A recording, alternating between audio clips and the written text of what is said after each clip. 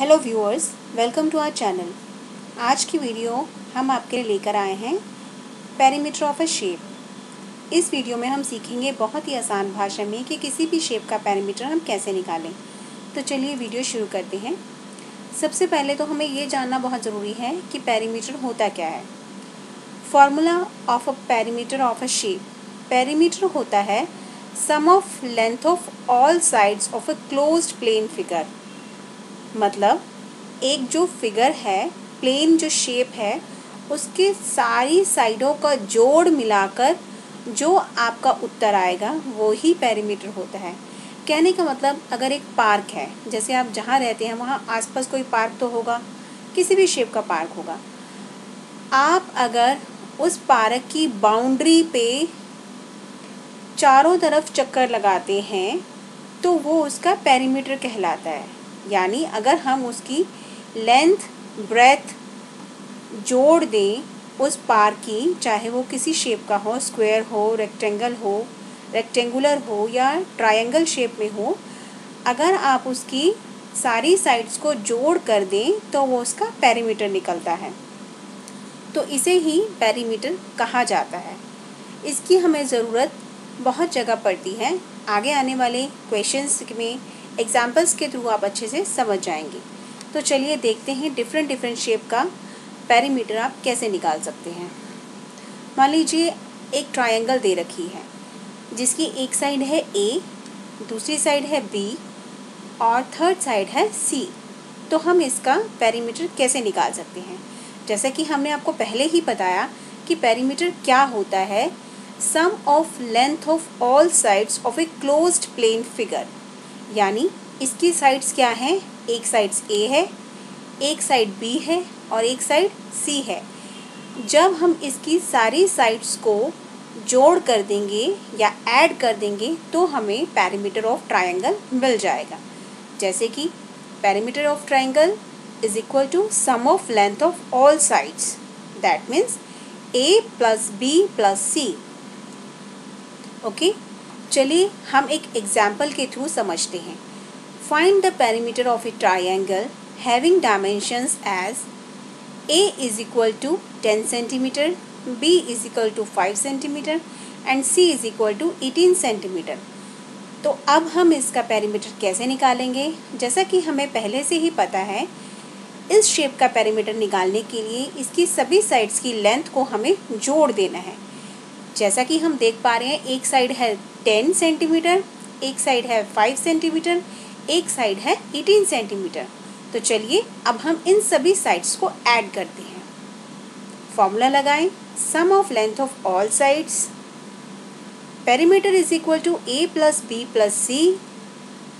इसका मतलब है 10 प्लस 5 प्लस 18, सबकी वैल्यूज रख दें। तो जब हम इसको जोड़ देंगे तो इसका पेरीमीटर निकलेगा 33 सेंटीमीटर। यहाँ सबसे ध्यान देने वाली बात यह है कि इसकी जो यूनिट है वही होगी जो लेंथ की होती है, दैट मीन्स सेंटीमीटर। तो चलिए कुछ और एग्जाम्पल्स के थ्रू पेरीमीटर को बहुत अच्छे से समझते हैं। अब हम समझेंगे कि स्क्वायर का पेरीमीटर कैसे निकालना है।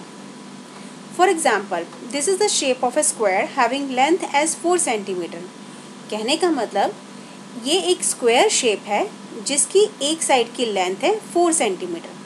जैसा कि हम जानते हैं कि स्क्वायर की सारी साइड्स की जो लेंथ होती है वो इक्वल होती है, तो इसलिए जब हमें एक साइड की लेंथ पता है तो हमने सभी को 4 सेंटीमीटर की लेंथ के अकॉर्डिंग लिखा है। ठीक है, और जब हमें इसका पेरीमीटर निकालना है, दैट मीन्स हमें इसके चारों तरफ चल के, या आप यूँ समझे कि इसकी चारों साइड्स का जोड़ निकालना है। तो स्क्वायर का पेरीमीटर निकालने का फॉर्मूला क्या हुआ? Sum of length of all sides. As you can clearly see, it has 4 sides. इसकी 4 साइड्स हैं तो हमें इसको 4 बार जोड़ना होगा। और ट्रायंगल की 3 साइड्स थी इसलिए हमने उसको 3 बार जोड़ा। क्लियर? देखिए अब इसका फॉर्मूला क्या बनेगा? Length of side, that means side plus side plus side plus side. That means 4 into side. Okay, now see, ये हमारा क्वेश्चन है जिसमें हमें पेरीमीटर निकालना है स्क्वायर का और जिसकी लेंथ है 4 सेंटीमीटर. अब आप जानते हैं कि इसका फॉर्मूला क्या होता है. That means 4 into side.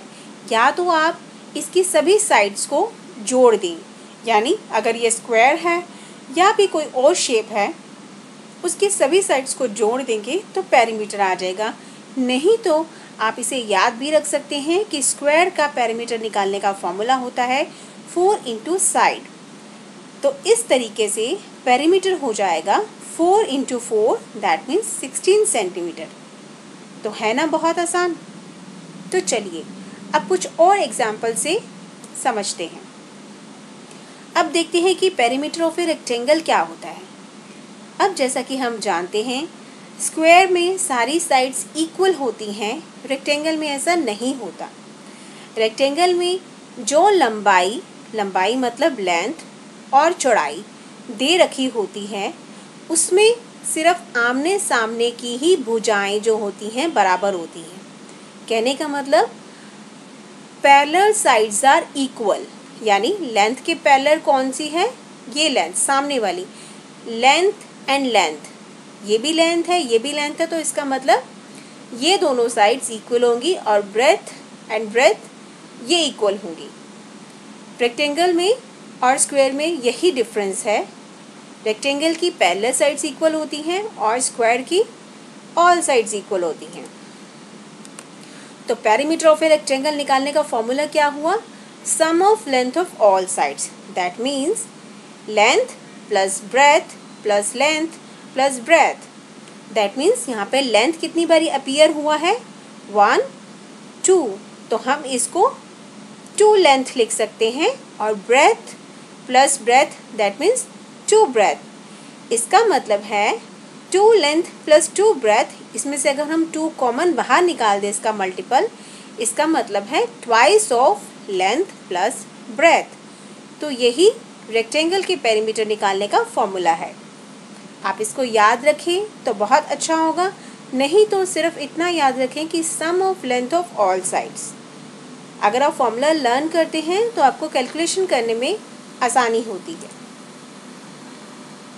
तो पेरीमीटर ऑफ ए रेक्टेंगल निकालने का फॉर्मूला हुआ 2:2 लेंथ प्लस ब्रेथ या twice of length plus breath. Now एक क्वेश्चन के जरिए हम इसको समझेंगे. एक रेक्टेंगल का पेरीमीटर निकालना है. Find the perimeter of a rectangle having length, जिसकी लेंथ है 100 सेंटीमीटर एंड ब्रेथ है 25 सेंटीमीटर. इसका मतलब लेंथ 100 सेंटीमीटर, तो इसके हमने सामने वाली साइड की भी लेंथ यही लिखी है क्योंकि रेक्टेंगल शेप में लेंथ इक्वल होती हैं. पैरेलल साइड्स की जो लेंथ है वो इक्वल होती है. इसलिए जब ब्रेथ 25 सेंटीमीटर है तो हमने यहाँ ब्रेथ भी 25 सेंटीमीटर ही लिखी है.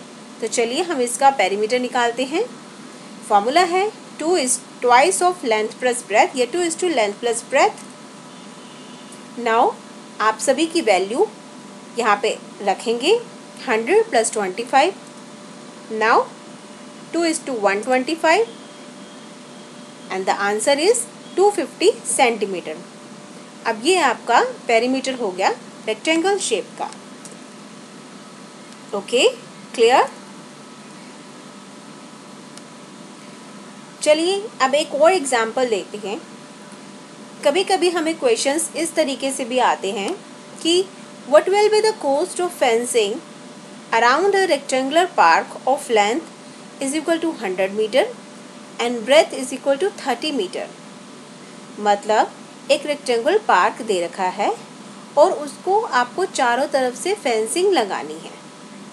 ठीक है, हमें इसके चारों तरफ क्या लगाना है, फेंसिंग लगानी है, या यूँ समझिए कि हमें चारों तरफ बाड़ लगानी है, तार लगानी है. इस तरह का भी क्वेश्चन आ सकते हैं कि अगर आपको उसके चारों तरफ बाड़ लगानी है, वायर लगानी है, चारों तरफ मीन्स उसका पेरीमीटर चाहिए होगा. ठीक है, उसके बाद कह रहा है कि उसका खर्चा कितना बैठेगा, कि अगर 1 मीटर का खर्चा है वायर का या फेंसिंग का ₹25. ओके, तो सबसे पहले हमें क्या पता होना चाहिए कि हमें वायर चाहिए कितनी। अब हमें कितनी वायर चाहिए, हमें कितनी फेंसिंग चाहिए, हमें उतनी ही चाहिए जितनी इस पार्क का पेरीमीटर है। ठीक है, यानी इन सभी साइड्स को जब ऐड कर देंगे तो हमें वो मीटर पता लग जाएगा, पेरीमीटर जितनी की वायर हमें चाहिए। तो सबसे पहले हम क्या निकालेंगे, perimeter. As we can clearly see ये एक रेक्टेंगुलर शेप है, तो इसका फॉर्मूला है twice of length plus breadth. सभी वैल्यू जब पुट कर देंगे तो हमारा पेरीमीटर आ जाएगा 260 सेंटीमीटर। अभी यहाँ तक हमारा जो सम है वो आधा सॉल्व हुआ है, क्योंकि हमें खर्चा निकालना है, कॉस्ट निकालनी है कि हम जब फेंस लगाएंगे इसके चारों तरफ उसका क्या खर्चा बैठेगा। जब 1 मीटर तार का खर्चा है ₹25। तो देखिए आगे कैसे करते हैं। Cost of fencing, that means we need to fencing around the rectangle, so first find the perimeter and then cost. ये हम पहले ही समझ चुके हैं। तो हमने क्या निकाला, perimeter of a rectangular park 260 metre, cost of fencing per metre. अब लिखें cost of fencing for 260 metre और around the park is equal to 25 × 260, that is 6500 rupees. तो ये था हमारा फेंस लगाने का खर्चा एक रेक्टेंगुलर पार्क के चारों तरफ।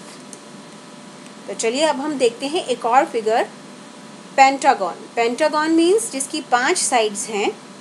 इसका पेरीमीटर क्या हम निकाल सकते हैं इस क्लू से कि जो हमें पता है पेरीमीटर होता है कि sum of length of all sides.